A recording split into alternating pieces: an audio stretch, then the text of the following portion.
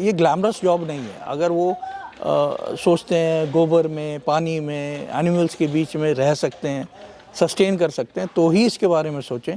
क्योंकि पेपर पे pen paper लेके अगर कैलकुलेशन करा जाए तो इसमें बहुत ज़्यादा प्रॉफिट सकते हैं, और हैं भी, पर उस तरह से सिंस ये मशीन नहीं है कि आप ऑन करें 10,000 पीस प्रोड्यूस होंगे।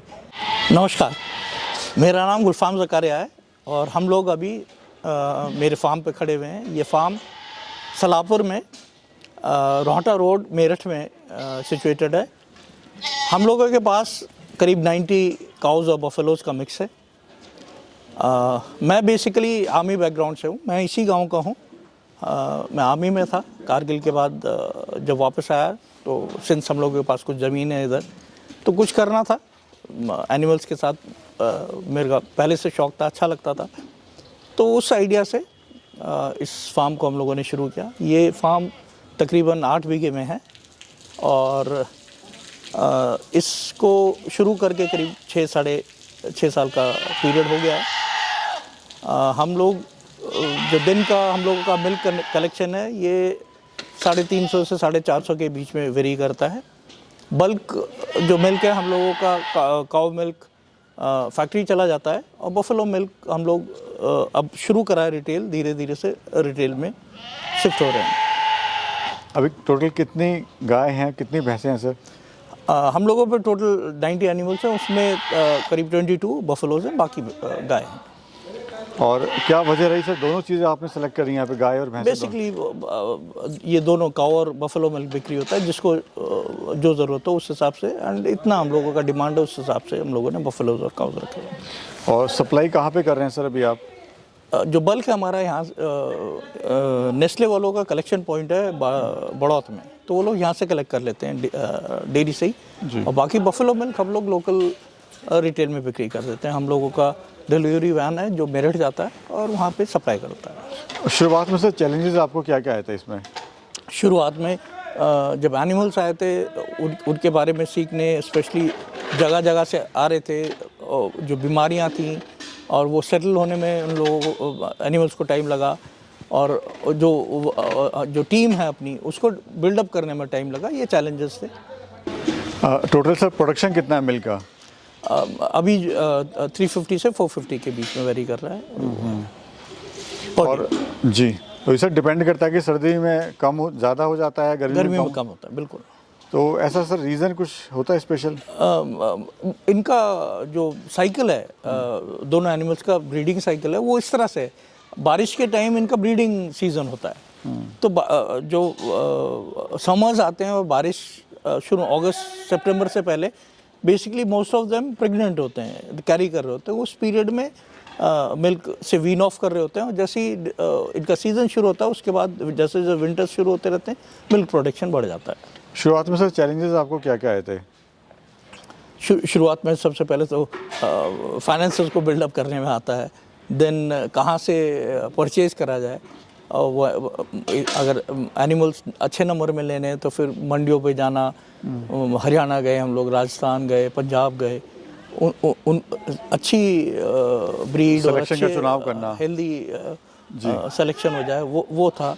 टीम बनाना काफ़ी चैलेंजिंग रहा कि अच्छे वर्कर्स मिल जाए, अच्छी टीम बन जाए, वो एक चैलेंज था। फिर फॉडर सप्लाई अच्छा रहे, ब्रेक नहीं हो बीच में, उसको बिल्डअप करने में अपना टाइम लगा। बाकी और भी सर बहुत सारे चैलेंज हैं, जैसे हम लोग देखते हैं कि डेयरी फार्म पे जाते हैं, वहाँ पे ग्वाले होते हैं, पूरा दूध नहीं निकालते हैं, छोड़ देते हैं, या फिर उनसे मिस हैंडलिंग हो जाती है, या फिर एनिमल को डेड हो जाता है। जो टीम की बात कर रहा था मैं, उसी को कर रहा था। वो बिल्डअप होते होते टाइम लगा, सिंस अब 6-6.5 साल हो गए। एक तरह से थोड़ी सी सैचुरेट हो गई है टीम। जो ठीक जो आप बोल रहे हैं, बिल्कुल ये सारी प्रॉब्लम्स आती हैं और आई हम लोगों को भी। जी। पर वो धीरे धीरे फिर पता पड़ जाता है कैसे है, क्या है, तो उसको मैनेजमेंट का होना बड़ा ज़रूरी है। बिल्कुल। तो थोड़ा फीड मैनेजमेंट के बारे में बताइए। फीड का जैसे मैं आपको बता रहा था, जहाँ तक जो ग्रीन फॉडर है वो तो हम लोगों के फील्ड से आ जाता है, तो वो एक इशू नहीं है। ड्राई फॉडर कुछ हमारा जैसे वीट का भूसा है वो अपना हो जाता है। बाकी पुराल वगैरह हरियाणा से, पंजाब से जो आती है, हम लोग वहाँ से उसको परचेज़ करते हैं। जो अपना चोकर हुआ, चूरी हुई, ये मार्केट में अवेलेबल है, तो मार्केट में बल्क में वीक का, 10 डेज़ का या फिर मंथ का, उस हिसाब से परचेज़ करते हैं हम लोग। सर अगर बात करें जैसे डेयरी फार्म लॉस में जाते हैं तो क्या दूध बेच के ज़्यादा प्रॉफिट घी बेचने में है या फिर इसके बायो प्रोडक्ट बना के बेचने में ज़्यादा प्रॉफिट है? अगेन दोनों बिल्कुल अलग अलग चीज़ें, अलग अलग मॉड्यूल है। हम लोग अब तक मिल्क ही बिक्री कर रहे हैं, तो मैं उसका बाय प्रोडक्ट्स में गया नहीं हूँ। स्टडी ज़रूर की है, उसमें सबसे बड़ा फ़ायदा क्या हो जाता है, शेल्फ लाइफ बढ़ जाती है। दूध है वो सुबह निकला है तो सुबह घंटे 2 घंटे के अंदर भी उसको बिक्री करना ज़रूरी है, भले ही मार्केट हो नहीं हो, उसको डिस्पोज करना पड़ता है। जबकि उसको अगर बाय प्रोडक्ट जैसे मिल्क हो गया, क्रीम हो गई, घी हो गया, क्रीम हो गई, या कुछ पाउडर फॉर्म में कन्वर्ट कर लो, तो उसका शेल्फ लाइफ बढ़ जाता है। वो आप सीज़न आए या रेट बढ़े या अच्छा मार्केट मिले, जब तक होल्ड कर सकते हैं जी। फ्रेश मिल्क को होल्ड नहीं कर सकते हैं। और क्या प्राइस का सर आप दे रहे हैं? गाय का दूध कितना रेट जा रहा है और भैंस का कितना जा रहा है? भैंस का हम लोगों का 60-65 के बीच में यहाँ से जा रहा है, और गाय का 40-45-46 की रेंज में जा रहा है। ये वेरी इसलिए बता रहा हूँ कि फैट कंटेंट पे डिपेंड करता है। जितना अगर फैट ज़्यादा है तो ज़्यादा रेट पे जाता है वो। और सप्लाई कहाँ पे कर रहे हैं सर? जो रिटेल में कर रहे हैं हम लोग, मेरठ में कर रहे हैं, हाउस होल्ड्स में। यहाँ से हमारी गाड़ी जाती है, लड़का जाता है, वो सप्लाई करता है। जो बल्क में जा रहा है हमारा बड़ौद जा रहा है, तो उनकी गाड़ी आती है, तो वो लोग यहाँ से कलेक्ट करके। सर मैं देखता हूँ जो यूथ है, जो पढ़ा लिखा यूथ है, वो डेयरी फार्म की तरफ ज़्यादा अट्रैक्ट होता है। जो जॉब कर रहे हैं, लोग परेशान हैं जॉब से, जो प्राइवेट नौकरी कर रहे हैं, तो वो शुरुआत कैसे करें? मतलब काम इतना जितना आसान लगता है देखने में, उतना आसान है नहीं। तो क्या चीज़ सोच के करें और किस तरह से अपना जो पूरा प्लानिंग है वो लेके चलें? मैं तो जो यूथ है उनको यही सजेस्ट करूँगा, ये ग्लैमरस जॉब नहीं है। अगर वो सोचते हैं गोबर में, पानी में, एनिमल्स के बीच में रह सकते हैं, सस्टेन कर सकते हैं, तो ही इसके बारे में सोचें। क्योंकि पेपर पे पेन पेपर लेके अगर कैलकुलेशन करा जाए तो इसमें बहुत ज़्यादा प्रॉफिट सकते हैं, और हैं भी। पर उस तरह से, सिंस ये मशीन नहीं है कि आप ऑन करें 10,000 पीस प्रोड्यूस होंगे। बहुत ज़्यादा फैक्टर्स होते हैं, मौसम कैसा है, हवा चली, मूड ख़राब है एनिमल का, तो भी मिल्क फ्लक्चुएट कर जाता है। तो इसका कोई फिक्स वो नहीं है कि 8 लीटर आज दिया है तो कल भी 8 देगी, परसों भी 8 देगी। 9 भी हो सकता है, 6 भी हो सकता है, 5 भी हो सकता है। प्लस ये लाइव स्टॉक है, बीमार भी होते हैं। तो ये सारी चीज़ें देख के इतना ग्लैमरस और आसान नहीं है जैसा लगता है जी।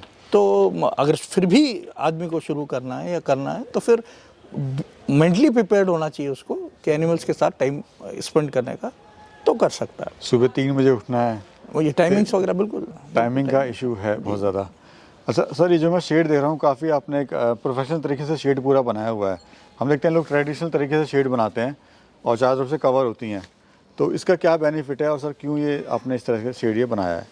मैं जब हम लोग ने शुरू करा था तो थोड़ा सा ये स्टडी करा था हम लोगों ने। आसपास जितनी डेयरी है हमने सारी विज़िट करी, करनाल गए, जो गवर्नमेंट की डेयरीज़ हैं उनको विज़िट किया। तो सब करने के बाद जो हम लोगों को समझ में आया था, हम लोगों को चाहिए था अच्छी वेंटिलेशन हो और एनिमल्स के ऊपर शेड रहे पूरी टाइम। वो देखते हुए उनके कंफर्ट को देखते हुए, प्लस हम चाहते थे कि कितना भी यूज़ होता रहे वो साथ के साथ ड्राई हो जाए। जी जी। तो ये सब देखते हुए हम लोगों ने ये मॉड्यूल लिया था। Thank you so much sir, thank you so आपने टाइम दिया और बहुत अच्छी जानकारी हमारे लोगों को दी, व्यूअर्स को दी। आप यहाँ तक आए उसके लिए भी बहुत बहुत थैंक यू। Thank you.